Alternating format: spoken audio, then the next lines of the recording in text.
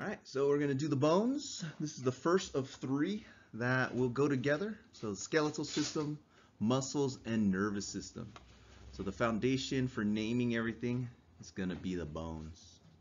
So not too bad, only 206 plus or minus a few bones in some people. All right, purpose. What's the purpose of bones, everybody? What else? Of course it's there. What else? What else? Off the top of your head. To make sure that, or to produce blood. Yeah, blood. Yeah, we just talked about blood earlier. That's in the bones. What else? Storage of some minerals, right? Fat. We store fat. Did you know that? You guys ever had soup bones? And then you eat the bone marrow? That's a delicacy. Axial. Axial is in the center. So the axial is the skull, spinal cord, and ribs. That's it. That's in the center. Whereas the rest are the appendicular, which stands for your appendages, right? Arms and legs.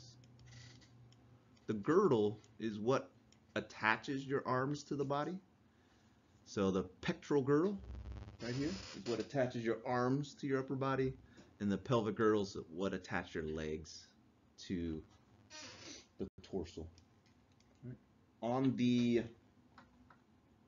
pectoral girdle, the only spot where bone is attached to the axial skeleton is right here on the clavicle. Everything else is just floating and connected by muscle and tendon and ligaments. Whereas in the pectoral girdle, it's actually fused here and here to the sacrum of the spinal column. Structure of bone. So all bone has compact and spongy.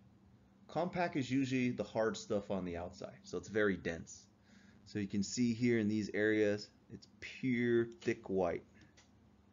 That's compact bone. And all the porous part, that's going to be called cancellous bone or spongy bone, right? And all those things that poke out, those are called tuberculi, right? Look like little spikes in the spines. Is bone living or dead? Both. Yeah, it's living. It's also it's being it's both. The matrix is living, but the crystal, the calcium and the phosphate, that's the dead part. That's the mineral part. So it's both living and dead. So the compact bone where it's dark, or sorry, solid white, and then all that cancellous bone. So AKA, used interchangeably.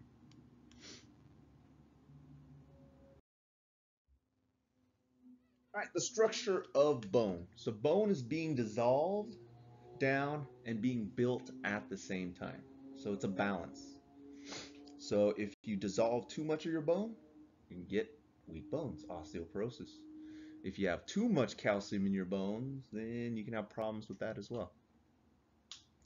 The osteon. The osteon is the functional group of the bone. So that's this cylindrical structure here. Right, and down the center, in the middle, down right here, the center, where you have the nerves and the blood vessels, is the Haversian canal. Right, so that's one bone structure. And what you have is the matrix. So the osteon is the same thing as the Haversian system. So they might call it the Haversian system. Same as osteon. So you have the matrix, which are the cells that lay down the collagen, the elastin, all of the cartilage fibers. Lamella, lamination. Lamination is like thin layers. So around that central canal, you got layers of bone that's being laid down. So that's called the lamella. So here they didn't depict it very well, but it's all those layers. Lacunae is a little hole where the bones live. Right, the bone cells live. So the osteocytes live in a little home called the lacunae. It's just an empty spot. And inside is the cell that excretes the matrix. It's making the matrix, the living part of the bone, and it sends it out. Canals. So to communicate, we have these canals, and to transfer nutrients from different osteons, they'll be connected. They don't have them here, but there'll be little canals going to the side connecting it to other osteons. That way they can transfer nutrients. So just think of a canal like a tunnel.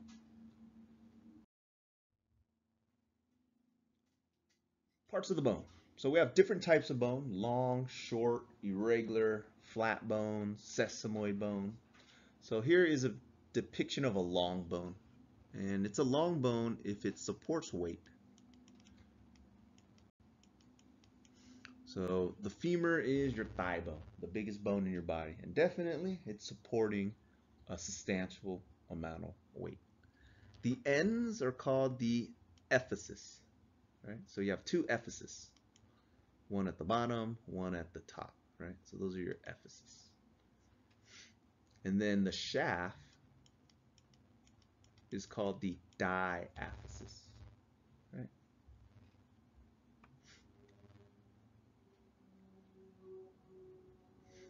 Growth plates. So most people think that bones grow at the very ends, but the bones actually grow here, called the epiphyseal plates. So here bone is extending this way and this way. Right? So we can tell how old you are by how much of that has calcified. If you're young, it's cartilage. Cartilage allows it to extend and continue to grow. But if you're older, for women about 18, men about 21, it's no longer cartilage. It's now solid bone, so you're no longer going to be extending the length of those bones. Covered is the articulation cartilage. It's just another name for joint and articulation. Yellow. We have two types of bone marrow, yellow and red. So red is where we make blood, and yellow is fat. So those soup bones, that's what you're eating, the fat, the marrow. And the covering around the bone, peri means around, like perimeter, you measure around an object. So the covering is the periosteum. You guys ever had short ribs, Korean short ribs? Like this, right? And then the bone is in the middle, and you chew that little rubber band stuff around the outside. That is the periosteum, the covering around the bone. So that just made me very hungry. Medulla is the middle. So in the middle you have the medullary cavity. Lining the inside is the endosteum. So the endosteum lines the inside cavity. The periosteum covers around the bone. Right, those are your cow beef ribs you're snacking on. So that was a long bone, representation of a long bone. So this supports weight. Short bones, they're just short. Usually they don't really support too much weight. They're usually in your feet, ankles, wrists, and hands. Those are the short bones. Flat bones. Example would be your ribs. Do your ribs support weight? No, they're protecting the internal organ. There's no weight pushing down on them, right? So no, they're just flat. They're just protecting internal organs. We're not using it to support any weight. And another type of flat bone are your skull bones. Those are all flat. The only one sesamoid bone you have is your kneecap. So that's it, just one. And then anything else that does not fit in the long, short, flat, irregular, sesamoid category, they put it in the irregular. So all your vertebrae, kind of weird shape, not long, not flat, not short. That's the basic. So it's just arbitrary. But long bones usually support weight. Flat bones don't. So ribs are flat. Differences between the gender is mostly in the hips and density. So during secondary sex characteristics of puberty and the hormone changes, men will get that boost of androgens, and the bones will extend. So shoulders will get wider and more muscle. And then for the females, the hips will get wider.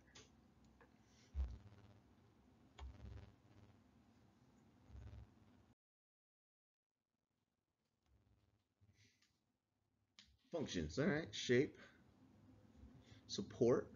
So your ribs protect your internal organs. Your skull protects your brain, right? And then with the use of muscles allows for movement. Skeletal muscle. Hemato. What's hemo? Same. Blood. Hemo. Homo is the same. Hemato is blood. Poiesis is like production of. So red bone marrow is where your blood cells are produced. Hematopoiesis. So in the case of blood cancers, how do we treat it? We kill off all of the cancerous bone marrow. That means we kill off all your stem cells. We put healthy stem cells into your bone marrow, and hopefully it grows new healthy blood cells. Cross our fingers. Right? We'll try something else. Try again. Right?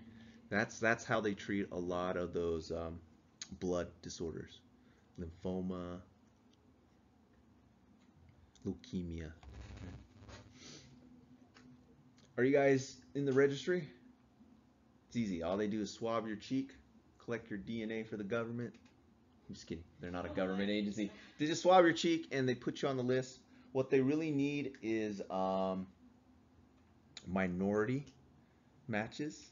There's not a lot of matches for minorities in their database. And if you're of mixed race, then good luck.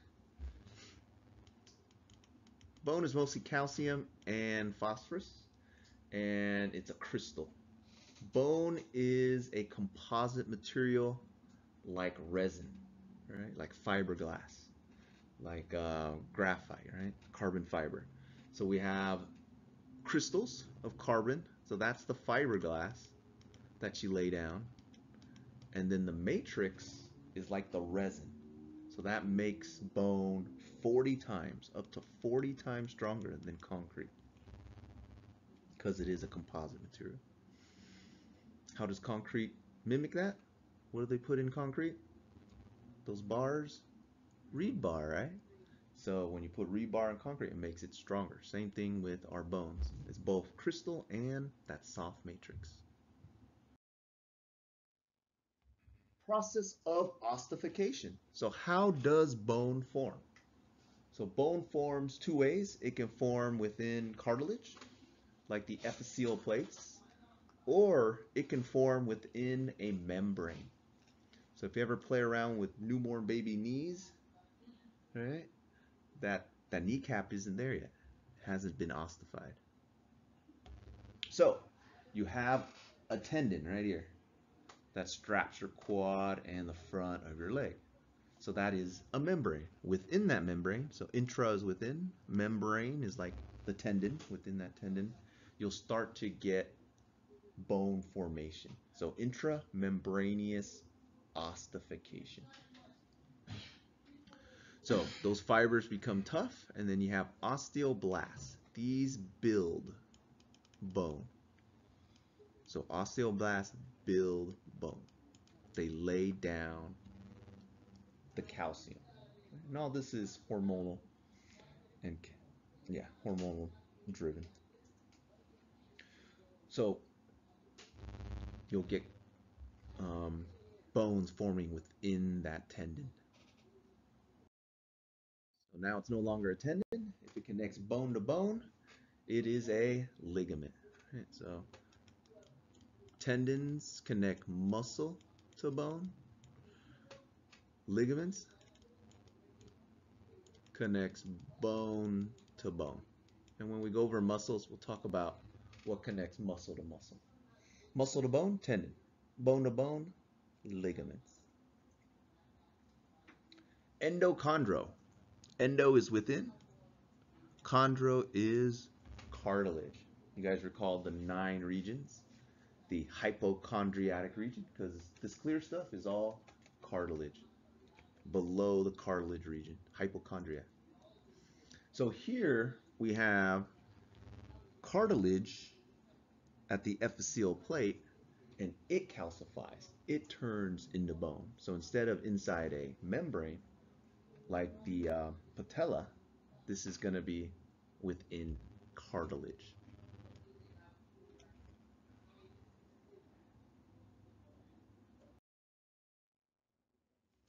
Young kids, when they fall, brace themselves with their arms or legs. This is a weak spot, and sometimes they'll have a fracture right at the epiphyseal plate.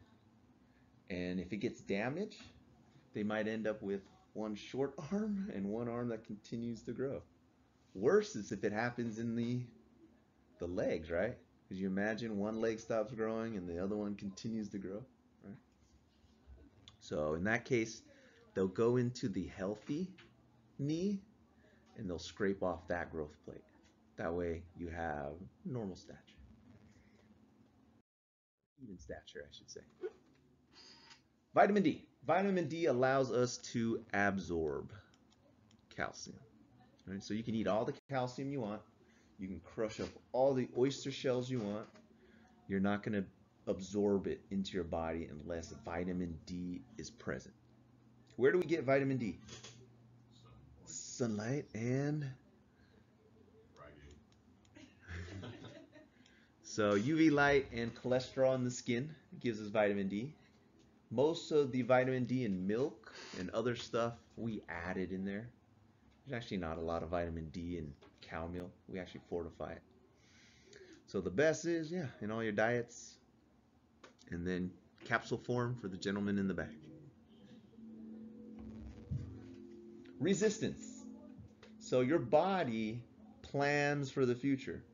So if it has to support weight, it's going to grow stronger. So that's what a bodybuilder does. They break down their muscles and bone so it rebuilds stronger for next time. Especially when they're the elderly. Because you're going to lose bone density, one way to retain it is to do weight-bearing exercise.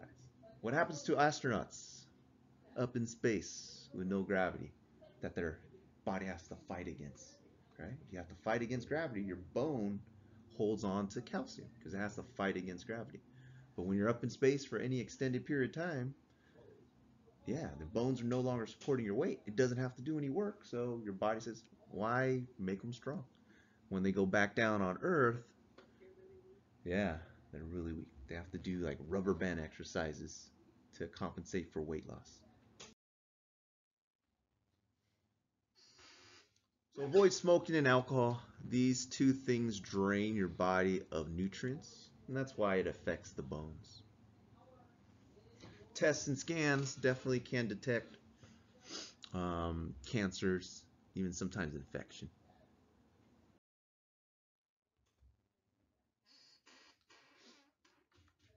All right, so I lied to you guys. Yeah, there are 206 bones.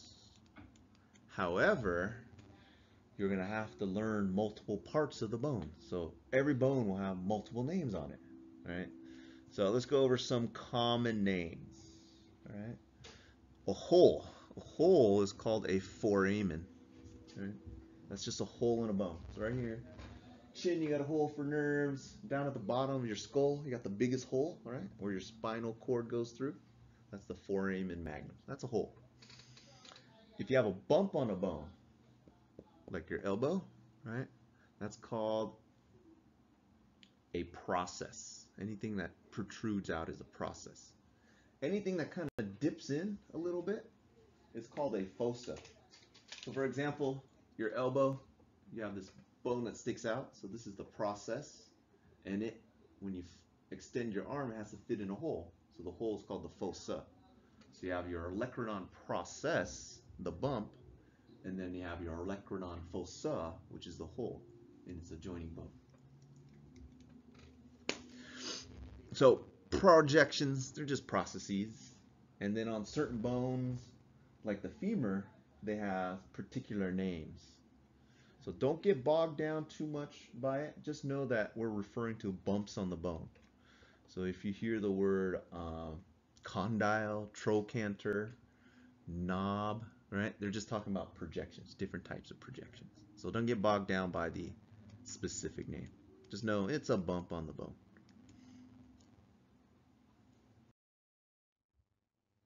So condyle. Usually the ends where it's nice and round, right? These bones allows for articulation. Crest is like the ridge, so where you'll feel where there's like a line. So here your hip, your iliac crest. On your scapula, you have this crest here, the center spine. Whole fossa, deep depression. Right? The head of the femur is usually what they talk about, the round part. Process is just a bump. Suture looks like stitches, right? So the skull joints, they look like stitches, so they just call them a suture joint. That's a bump, that's a bump, that's a bump. Don't get bogged down. They're just specific on which bone they are.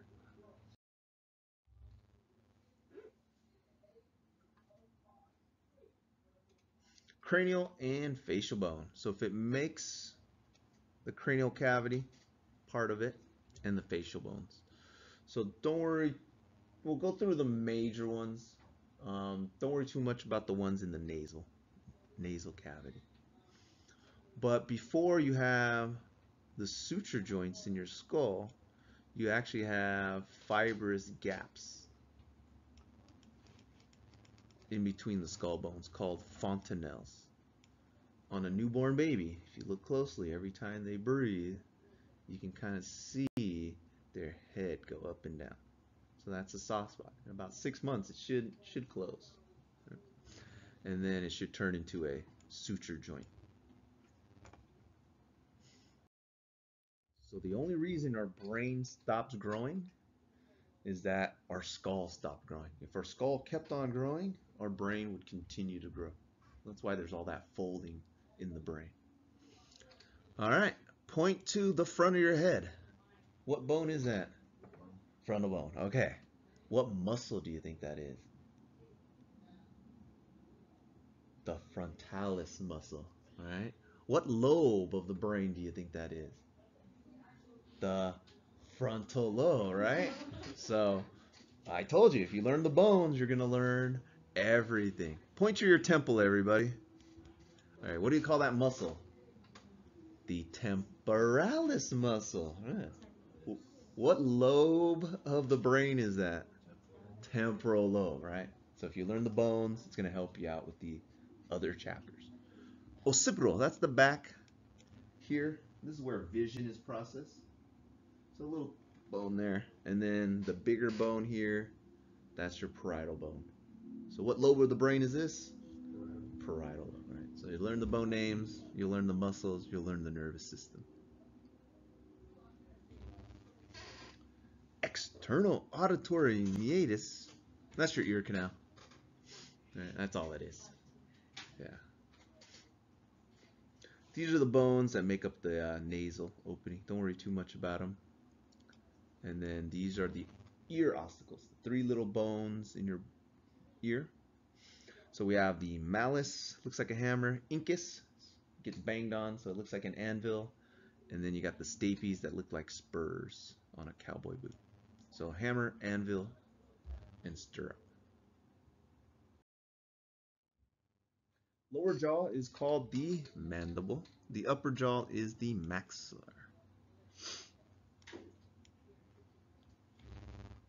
Zygomatic arch. So this structure is made up of 2 bones, the temporal bone and the zygomatic bone. So everyone knows their temporal, it's this bone, but part of the temporal bone is this arch right here. And the other half of the arch is the zygomatic bone. So this produces or makes the zygomatic arch. So the temporal bone here, the zygomatic bone, it makes the arch, and that allows for muscle to go underneath. So every time you bite down and you feel this muscle, right, it's underneath the zygomatic arch. Your palate, so towards the front of the roof of your mouth, is hard, that's bone, and then go back a little, that's your soft palate, which is just muscle and tissue.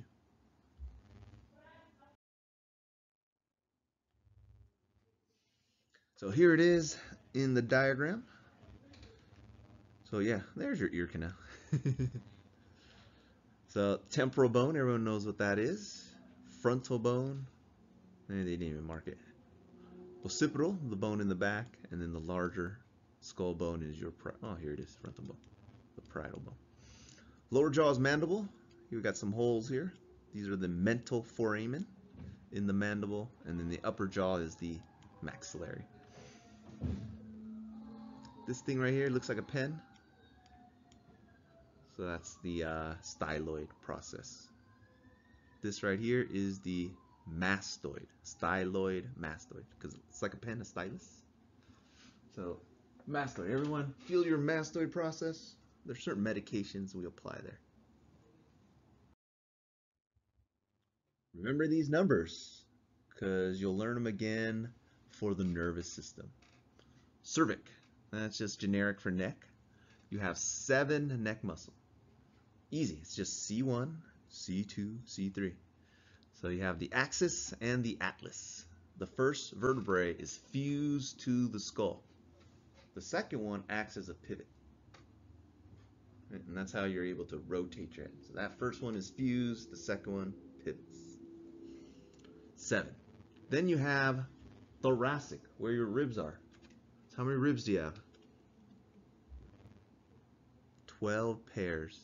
So you're going to have 12 thoracic ribs. Next is the lumbar, lower back. That's going to be 5. Then you have the sacrum and the coccyx. So this is where people can vary in their skeletal count.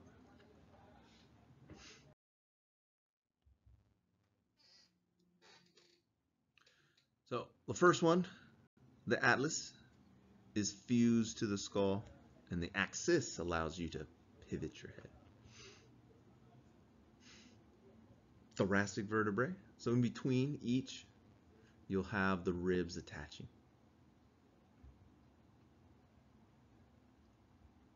5 in the lumbar. And that's where we have most of our problem.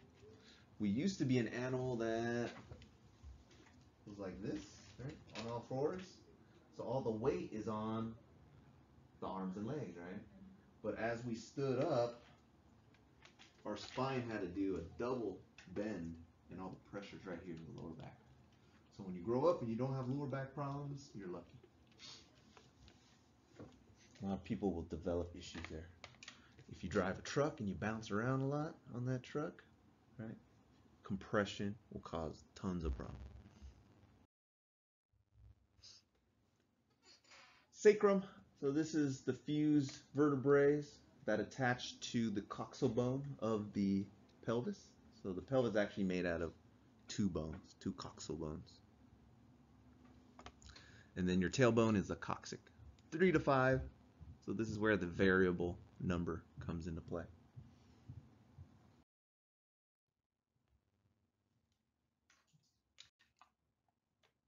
All right, we'll finish up the axial skeleton before we go to break. The sternum is actually 3 parts. There's actually 3 different parts. So this lower end right here, this little projection, is the xiphoid process. You have a little part right here called the manubrium, and then the main part of the sternum is, the main body of the sternum is here. So it's actually 3 parts: manubrium, main body, and then the xiphoid process.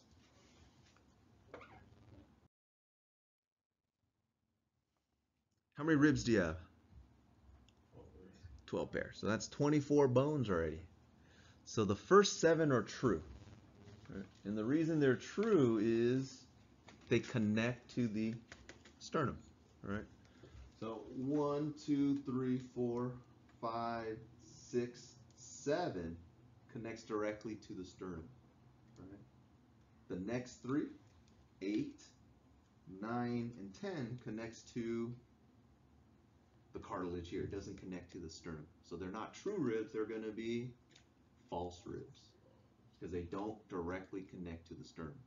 And then these last two are the floating ribs, 11 and 12.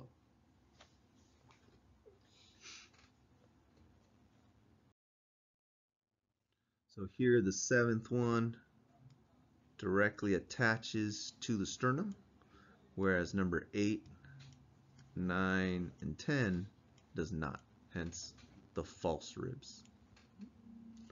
And then 11 and 12 are floating. They don't attach to any part of the sternum. So here's the top portion, the manubrium, and then the end is the xiphoid process. When you do CPR, do not push at the top, you might break it there. Do not push at the bottom, you might break it there.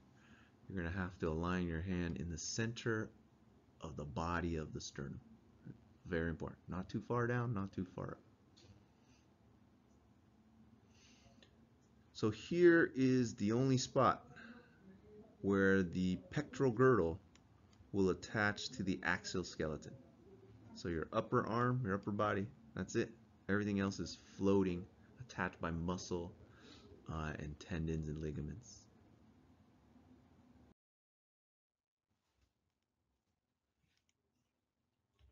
All right, so we just covered the axial skeleton. Now let's get into the appendicular skeleton, which are your appendages. So the pectoral girdle is the upper for your arms. So your collarbone, clavicle, and then your shoulder blade is your scapula. Looks like a spatula. Scapula, spatula. You'll need to know a couple landmarks on the scapula. The main one will be the acromion process. So try to find it on yourself. It's the bone right here on your shoulder. And it's very important that you're able to find it because you're going to go 3 finger whips down, and that's where you'll inject the deltoid for the flu shot. You got to find the acromion process. 1, 2, 3 finger whips down, and then that's the deltoid shot, the flu shot. Arm bones. So in the lower arm, or the upper arm, you have the humerus. So that's the upper arm. And then in the lower arm, you have the radius and the ulna. So the radius, pinky side or thumb side? Pinky side or thumb side? Pinky side, thumb side? Thumb side, because radius means rotate, right? So when you rotate, this bone rotates over. The ulna stays kind of fixed, right? So the radius rotates over. Thumb side is the radius. Pinky side is your elbow side, right? So when you hit somebody with your elbow, it is the ulna, one of the strongest bones in your body.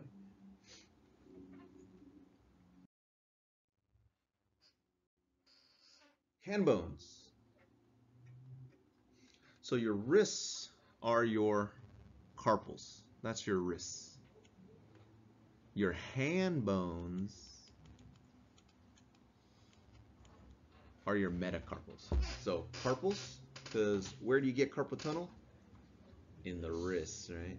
Your hand bones are metacarpals, and then everything else are the phalanges. So these are the fingers, right? But the word phalanges also refers to the toes as well. So you got 3 on each finger times 4 plus 2 on the thumb, right? So that's going to be plus 2 more. So that's 14. 14 phalanges here, 14 phalanges here, 14 in your other foot, and 14 in the other one. So that's a total of 56 bones that are just fingers and toes. So a quarter of your bones are fingers and toes. Pretty crazy. So that's 56 fingers and toes. All right, let's get into now the pelvic girdle. So the pelvis, as we know it, is actually 2 bones, 2 coxal bones. And these are not bones themselves, the ilium, ischium, and pubis. These are just parts of the coxal bone. So they're regions of the coxal. So here's where it joins with the sacrum, and here is where it joins with the other coxal bone at the pubis symphysis. So this is a slightly movable joint because during childbirth it'll flex a little bit to allow more room. Now on the coxal bone you have three regions. The one you're probably most familiar with are your hip pointers, right? So right here, this part of the hip is the ilium, right? The upper portion. The portion you sit on, your actual butt bone, is this guy here, the ischium. So this part of the bone where you actually sit on. And then towards the front, right, where your pubic region is, that's the pubis. So it's three regions of one bone. Two coxal bones make up the pelvis. What do you call a hole in a bone?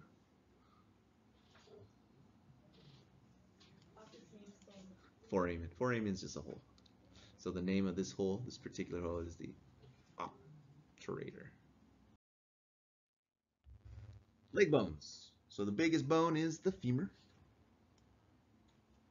The kneecap is the patella. Then you have tibia and fibula. So this is your shin bone, the larger one.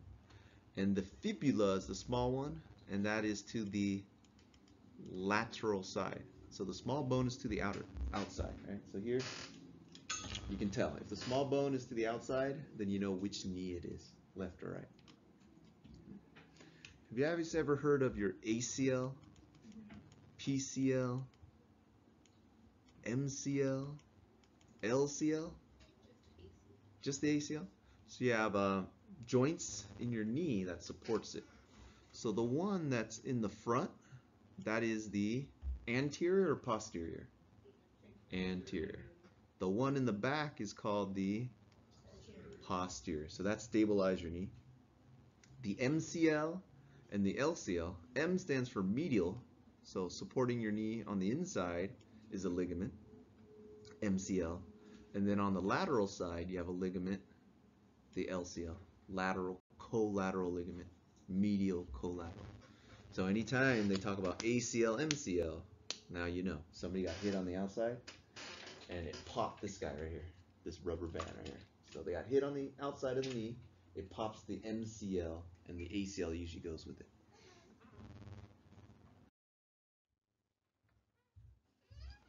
We have carpals in the wrists. In the ankle, it's going to be the tarsals. We have carpals, metacarpals, tarsals, metatarsals. Those are your foot bones, bones of the feet. And then the toes. Fingers and toes are the phalanges. The same, 14 on each foot.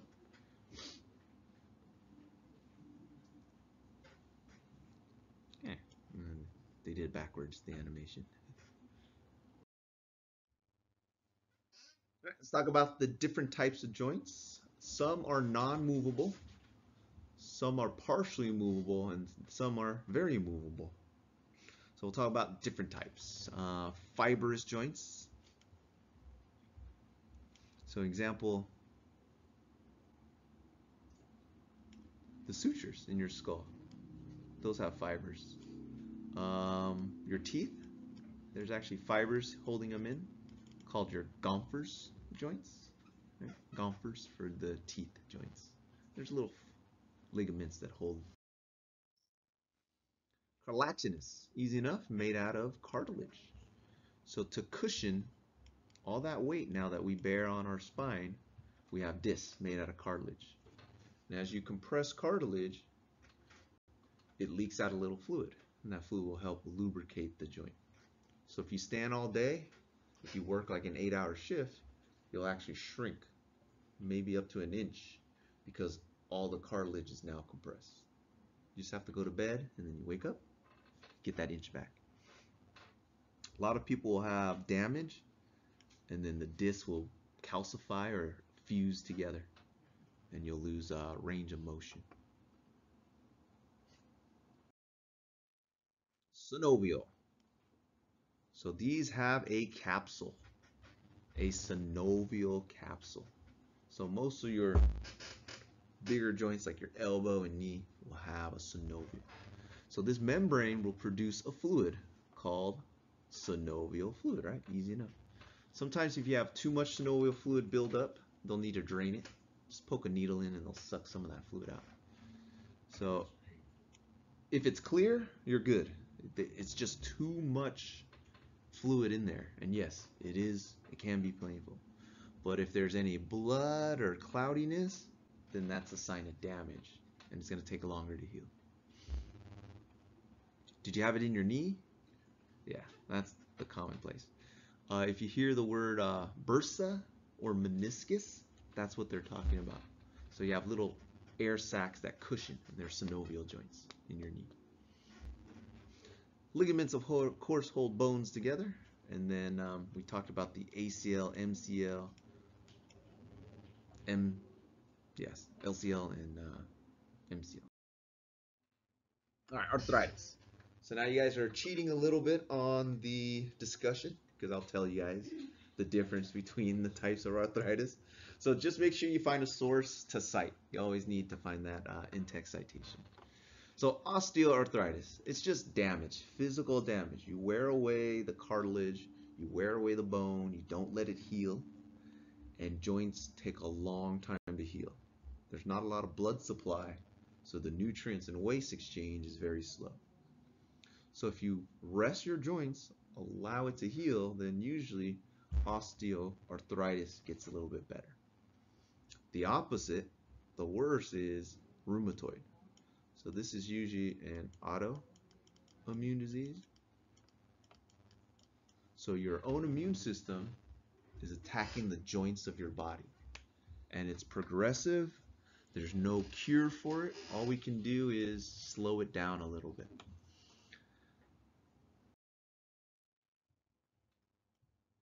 Bursitis, bursa, those are the little air sacs of synovial capsules. So the meniscus is a type of bursa.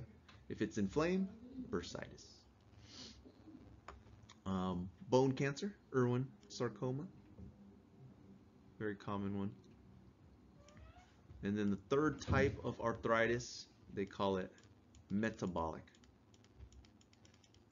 So uric acid. Fish, do fish pee?